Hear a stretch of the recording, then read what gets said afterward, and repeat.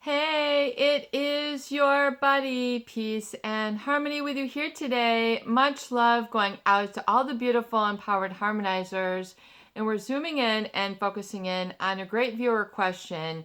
And that is, how do you become aware of the relationship dynamic that you are being used as supply to someone who is narcissistic, has a pathological sense of self-importance, and by the definition, the narcissist who basically views others as an extension of themselves, basically as an individual or relationship that is designed to basically meet their needs and ignore or become unsensitive or disengaged to your own.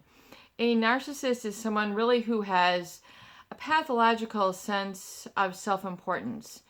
And narcissists tend to view others merely rather than as individuals who have their own feelings, opinions, needs, and are respected as such.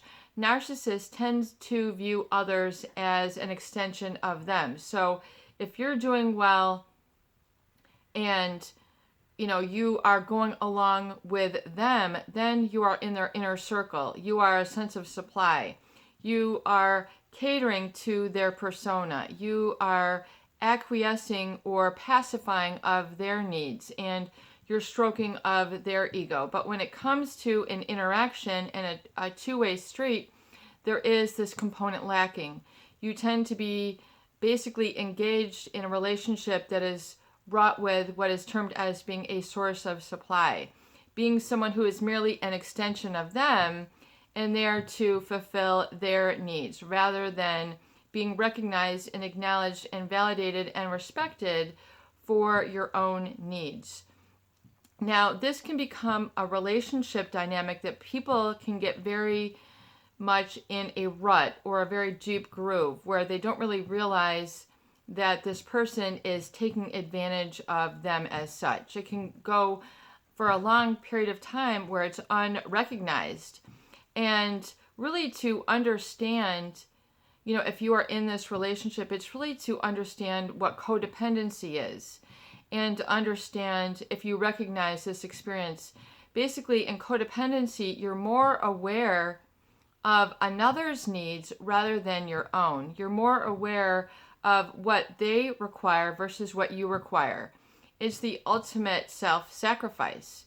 Basically, giving up or suppressing or repressing of your own needs for sanctity of their needs, their peace of mind, their requirements. So people then develop along these qualifications that are communicated, either outwardly communicated, overtly communicated, or covertly.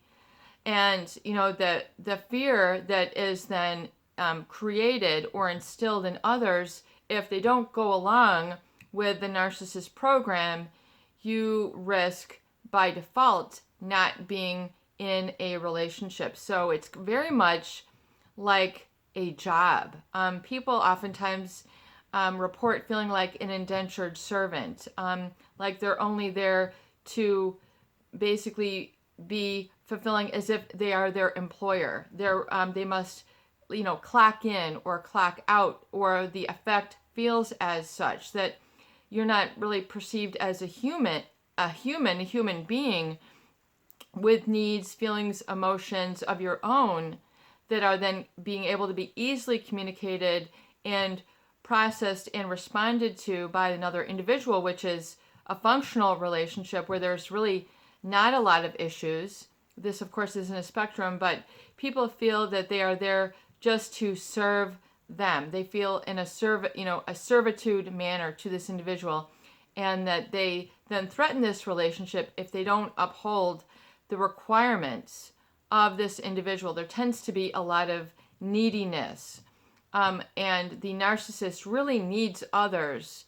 to prop themselves up, to have that ego validation that you will experience or witness within these other individuals. So it's important to acknowledge this and then to stop being more aware of and place more importance on this dynamic where you're placing more awareness in importance on fulfilling other people's needs versus becoming attuned to, listening to, and sensitive to your own needs. So a codependent oftentimes is more aware of the needs of other individual and suppressing or sacrificing of their own. Their needs take second seat, second fiddle. It becomes, not taken into account within these relationships. So oftentimes people then go through, this as equating love, which is sacrificing your needs for that of another. Somehow this is drilled in or component.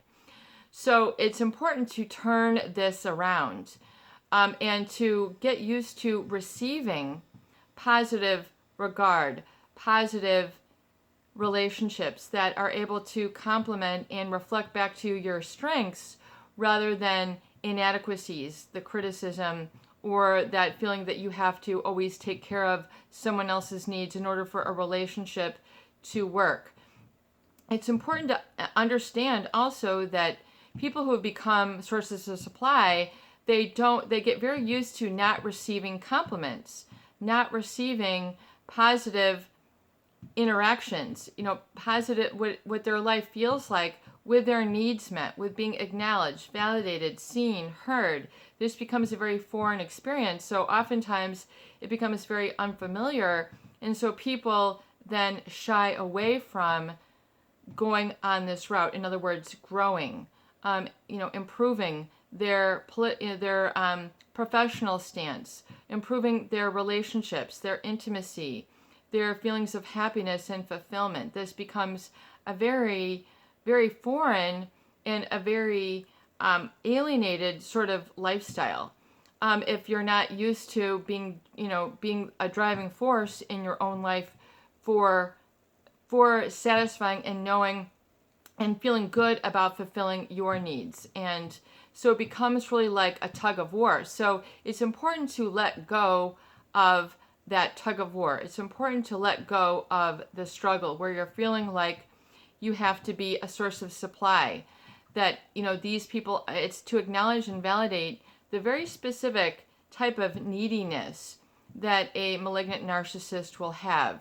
The fact that if you are hyper attuned and hypersensitive to their needs, their emotional needs, their physical needs, their relationship needs, and then forgoing and bypassing and circumventing your own, then that is something that you can absolutely positively correct. And it's important, I feel, going through this to understand the cause has created this effect. Where did you learn to forego your own needs, and then to feel good enough? Oftentimes it's being in a constant support role, doing what another needs versus attending to and putting yours in the top of the list as a priority. People will sacrifice everything from their job, their homework, their hygiene, their self-care, their relationship needs for that of a narcissist. So if you feel that there's been like way too much sacrificing that you've had to do for the relationship, it's out of balance. Rather than it being 50-50, it's 90-10. It's, 90% about them, 10% about you. 90% of their needs, especially their supportive needs, to be the second best, second of importance, second fiddle, or third, fourth, fifth, whatever it is you feel on the to-do list, that your happiness is way down on the list. So, that's a good way to recognize it within yourself, is to look at the balance that your life and your relationship takes place and says, you know what? It's important for me to be able to know, recognize, and fulfill my own needs here. So, intimacy needs, self-care needs, professional or employment needs, feeling positive about and being able to experience good health, good schedule, a good sleeping habits, good eating habits, good spending habits. Also, how to keep mentally stimulated along areas that don't involve only taking care of a narcissist. Oftentimes people's world becomes very small when they are in a constant, self-sacrificing role to keep a relationship going with a narcissist. It takes a lot of psychic energy to push down your needs. So it's important to become more consciously aware of what those are and being able to communicate these firstly within yourself and then to others. It's important for me too. I feel more fulfilled when. I think that I am happier when. And I know that what I truly need is, and what I truly need is up to me to fulfill. And it's up to me to keep that in front of myself so that these things get done. And I'm able to have this as a foundational point for making decisions and how I'm going to direct and interact with this individual or individuals, and what am I being called forth to do. So really your life purpose. The narcissist will require a lot of this energy, and basically that you reprioritize things for yourself. And people oftentimes go against their own nature. They go against their own instinct. They go against their own gut. I really shouldn't, but I will. This is, I'm getting behind here on my life goals or where I would like to be in my life, either in relationships, once again, professionally, financially, your health-wise. You'll find that there's a lot of sacrifices that you tend to make that's steering you away from doing what you want or need to do in your life. So it's important to become more aware and become more aware of your needs and acknowledge and validate them and embrace them. Know what they are, embrace them. Go out and get out of your discomfort and more into the liberation that comes with being self-respecting. Oftentimes this quality or this experience and the boundaries and standards that are required to live along these lines end up being enmeshed. They become very vague, unclear.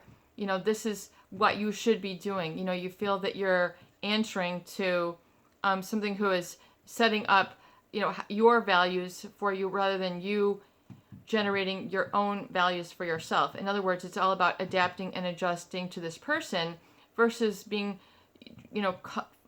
listening to your own personal calling, whether your call is to be in a independent or in a different type of relationship or a different type of climate or culture or the way that it feels in the relationship. You will develop a lot more confidence when you become aware of the fact that you can and are capable of listening to your own needs and putting those as a priority rather than putting everyone else's needs as a priority. So at some point, this was a learned behavior that in order, I must do this. I must, stroke their ego, giving them the support, being a source of supply, that is who I am. Your identity becomes then fused by this other person. So you feel like you can only grow so far or go so far. And it becomes very uncomfortable then to receive things like compliments, to receive things like, a lot of laughter, a lot of the positive stuff. People become socially anxious in relationships where it's calling them to be their own person. They feel, shaky. They feel weak. They feel uncomfortable when you're still sort of with this sort of emotional anchor that this very much the relationship becomes like. It becomes like a speed bump, if you will, where you're not able to stay on the same track with the momentum that you need, really with what you need. And so it's important to realize that this is a role that you have taken on or, and that has defined you. But it's important to say and acknowledge and validate and really become aware of more of your needs and a little bit, getting these out of your system. In other words, writing them down, speaking them out loud, really having these needs that you want to experience in your life as really heard, especially as it talks about, kind of going backwards or regressing. It really becomes what I call nod thinking, negative orderly direction thinking, when you're constantly having to put other people first. And yes, it's a great thing. You might need to put other people's first in certain situations, but for your life mission and your life purpose and your own ability to grow and flourish, oftentimes you need to be able to hearken and register and become more attuned to your gut instinct, what the voice that you've been trying to push down or repress. I really need to, I should, I have to, and then looking where you haven't basically lived up to that commitment to yourself. So really the solution, and to live in the solution, is to make a commitment to yourself to change and get along what I call the lines of positive, orderly direction, thinking, behaving, and feeling, where you're putting your needs first. You're able to do the things that bring you happiness, fulfillment, sort of this self-generated, self-sustaining life where you're not feeling emotionally crippled, you're not feeling emotionally bankrupt.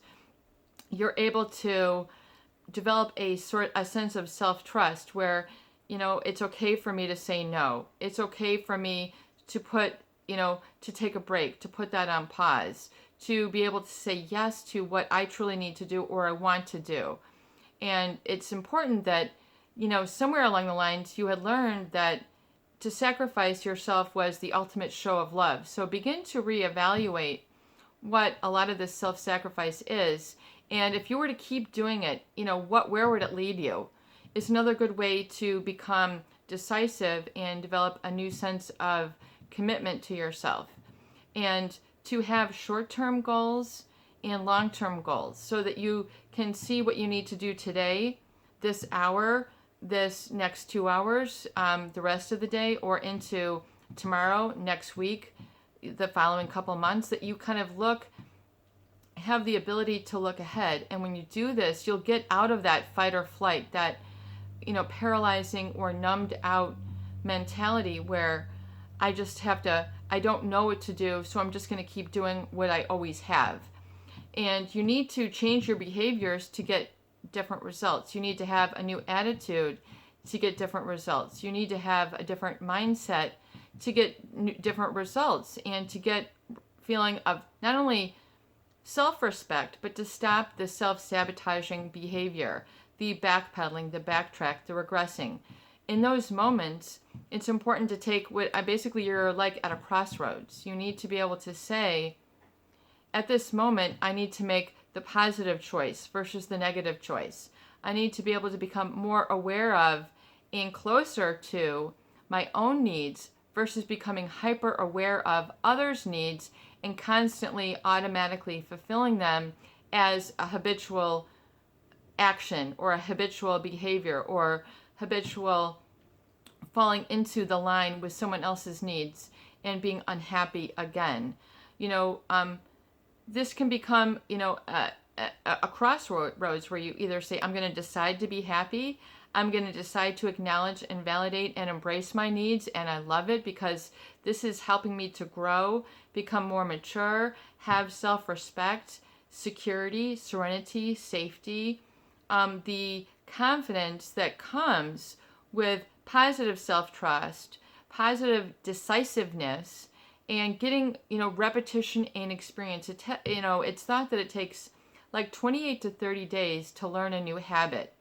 So this really does have to be relegated to the understanding of picking up a good habit, which is attending to your needs versus just being someone who is, like Dr. Craig Melkin says, an echoist, which is you're always, living as the echo of another's needs.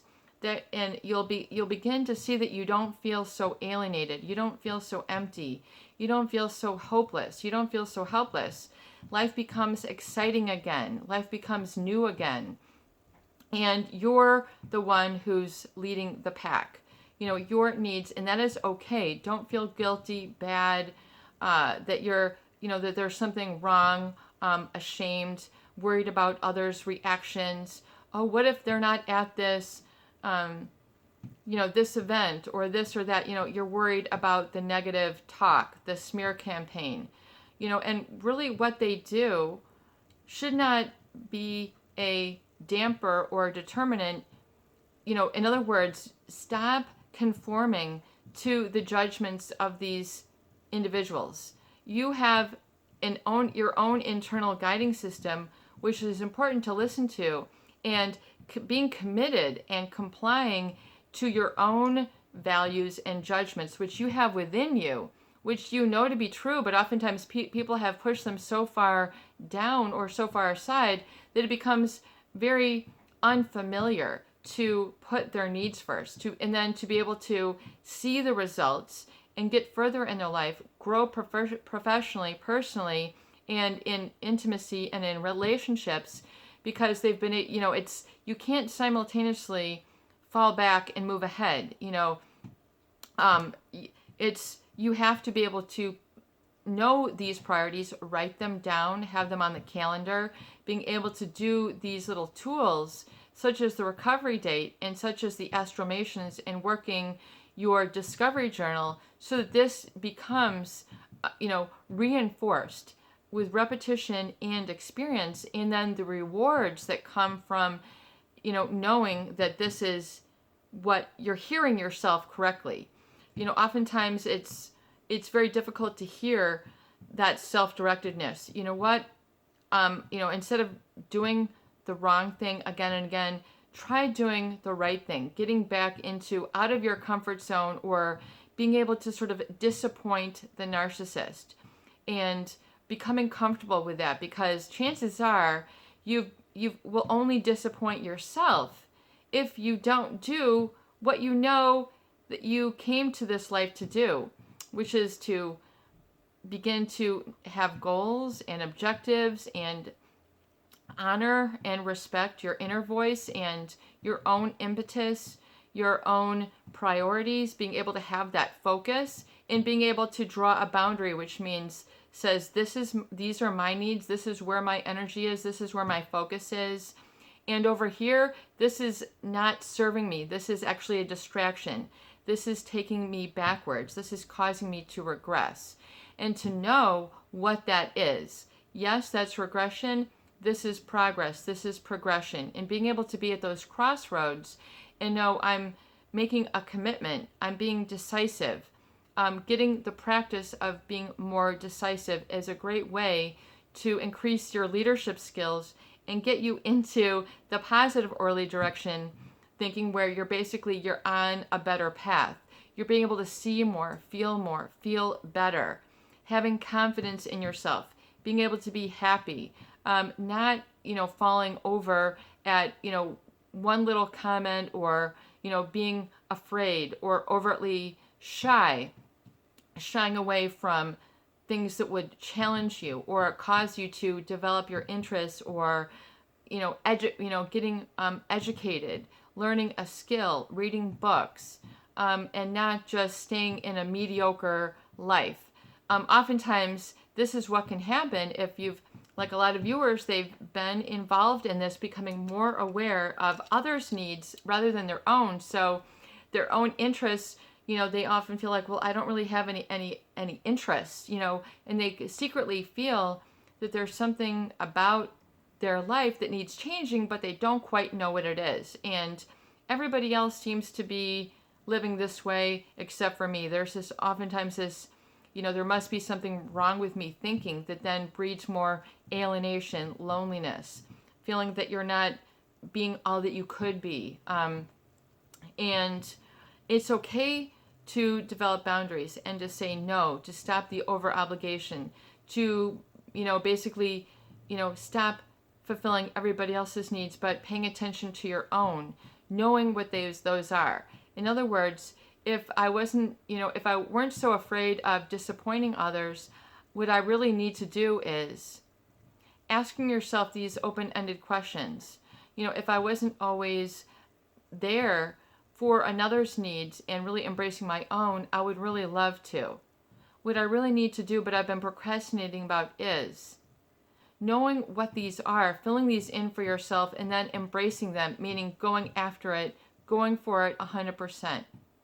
Not being shy, intimidated, feel that you're breaking somebody's heart, going to lose the relationship. Oftentimes it's this over-obligating that once, it's a feeling that if I pull away, that I will no longer be lovable, or I'll lose this relationship. But yet, if you're over obligating yourself to keep it intact, it's taking too much out of you. It's becoming a struggle. And you're not allowing new relationships to meet you at a higher vibration, which is where confidence is, security, serenity, self-trust, really, which is really what you need to be able to function more in a more healthy and more fulfilling and more exciting manner.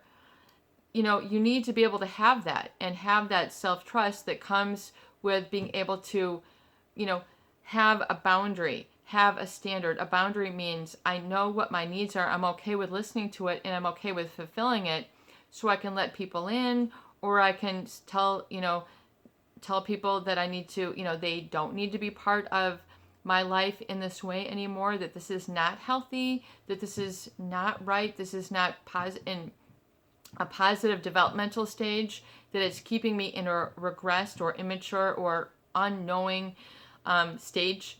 You might call it ignorant, you might call it naive, that you're not, growing, that you're going, back, you're empty after the relationship. These are all, the feelings that you can attend to and you can face unequivocally. And oftentimes it becomes built up way more in people's mind than what it truly is once you're be able to assert yourself.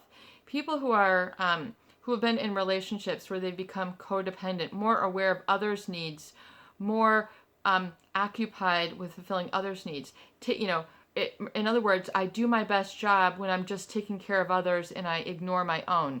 Oftentimes that's a thought pattern that people get stuck in when they're in a relationship with someone who is taking advantage and really, exploitative of this. So narcissistic people, they surround themselves with people who will cater to them and be, and just be humming along in this relationship until really the codependent puts an end to it, because oftentimes the narcissist will be happy with this 90% it's all about me, 10% about you. The narcissist doesn't think that they're doing anything wrong. This is just how they operate in relationships. This is just what they do. So it's important to, hey, God love them. God give them all, all that they need. I'm, in my heart wishing them well. However, it's important that I'm with people who acknowledge and validate me for my strengths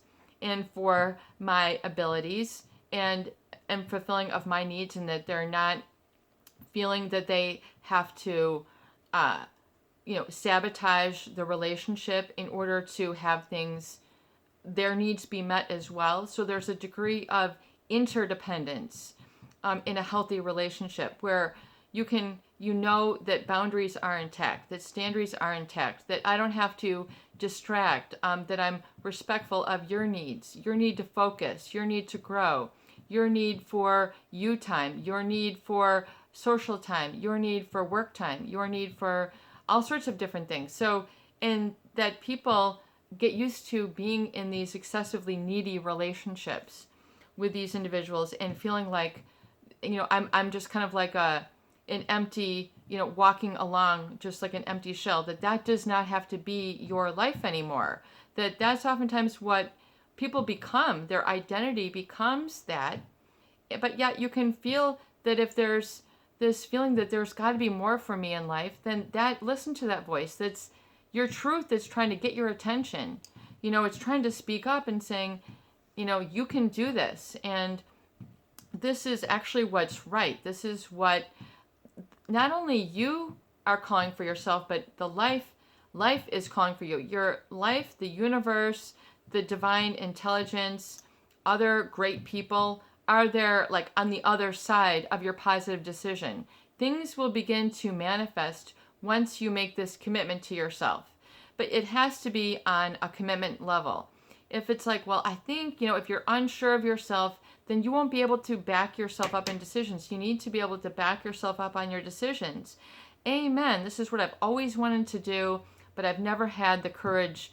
Amen. This is what I've wanted to do, but I've never had the confidence.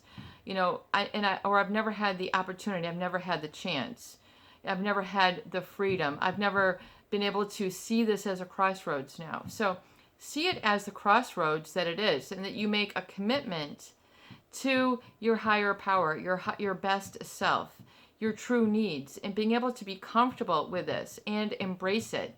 Meaning it's okay to love, acknowledge, and validate and give yourself the nurturing support that you need. Love bomb yourself. Being able to write down your needs. If it's still a very faint voice, then write them down. Get them on a piece of paper where you can then, get a notebook for all this and being able to keep a list not only of these needs, but also to keep things in check where, I was, before this was the element, these were the feelings that kept me falling backwards. No more. I'm not listening to those negative feelings that are based out of fear. I'm actually listening to the feelings that are based out of confidence, balance, homeostasis, security, serenity, not where I'm, getting myself dog tired because I'm taking care of everybody else. And as long as I don't, put my needs out to other people, which oftentimes they won't, if they're not used to hearing your needs, it's going to be like, it's going to be met with hesitation or, oh, okay, it's got to be a new feeling. There's going to be a new energetic shift once you are acknowledging and validating, and your heart will become lighter. Your decisions will begin to flow easier. You'll begin to put one foot in front of the other. And you will have other people. You're not going to be alienated and alone, on a mountaintop by yourself. It's not going to be lonely when you begin to satisfy your needs. In fact, you'll be able to feel closer to other people. You'll begin to appreciate other people because you'll see other people have gone through the same growth process. You just never saw it and acknowledged it before. And then, once you do this, you'll become like yourself, and things will begin to become more decisive. Better feedback that you give to yourself. You begin to feel better. Then and that these people need to let you go, but you also need to cut the ties that bind, that wear you down with the heaviness so that you can be liberated. And acknowledge and validate this, and then go with the flow. Begin to acknowledge and fulfill those decision makings, which are what you need, not just being the extension of somebody else, but truly you. They should have seen and known you before, but if they're only into knowing themselves, which is kind of like what a narcissist is, on their their t-shirt, to me it's like, I'm Ken, pleased to meet me. It's kind of like what it's like with a narcissist. So oftentimes they don't really have a lot of relationships where people feel that you know them and that you are known. So begin to make that awareness and that decisiveness and that commitment to yourself. Begin to write things down. Begin to speak them out loud so you can hear yourself, feel yourself, acknowledge and validate and support yourself along this path. You'll be so very glad that